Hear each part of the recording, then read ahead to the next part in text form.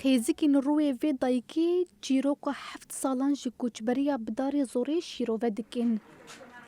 Ji çadirekê malek ava kiriye û ji nebûnê hebûnek peyda kiriye. Vê dayîkê soz bi xwe re daye. Dema ku vegere mala xwe, ew ê vê çadirê di nîva mala xwe ya wêrankirî de vede. Ta ku rewş aram bibe û ji nû ve dest bi avakirina pêşerojeke ronî ji zarokên xwe re bike. Dayîk ji Rojava TV re dibêje hêviya vegera wê di kerwanê duyem ên koçberê serê Kaniyê de hebû. Lê dema ku kerwanê yekem rastî êrîş û distrêjiya hat, bawerî nema û hêviya wê di nava tirs û erênayê de maye.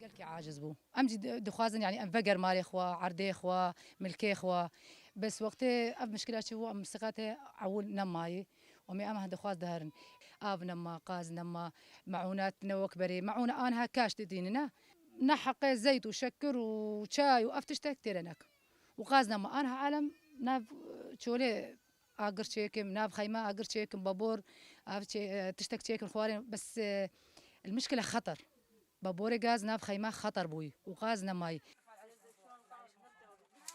Dayîk û kurê xwe pala xwe didin hev û gulan av didin. Mîna hêviyeke vegerî li gel xwe xeyal dikin. Kurê dayîka Eyhem ciwanekî 15 salî ye. Ev nêzî 7 salan ne dev ji dibistanê berdaye û neçarmaye ku kar bike da ku karibe malbata xwe xwedî bike.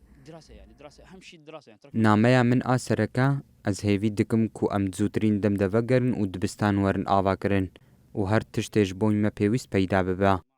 لە کامپێ ئەم ji pir tiştan mehrum û bêparin ya herî girîng xwendina ku ev 7 salin ez ji wê mehrûmim. Em hatin vir û me nikarî ji bilî kar tiştekî dî bikira. Dibin vî çadrî de 10 kes ji malbatekê jiyan dikin û bi awayekî rojane bîranînên mal, tax û dostên xwe tînin bîra xwe.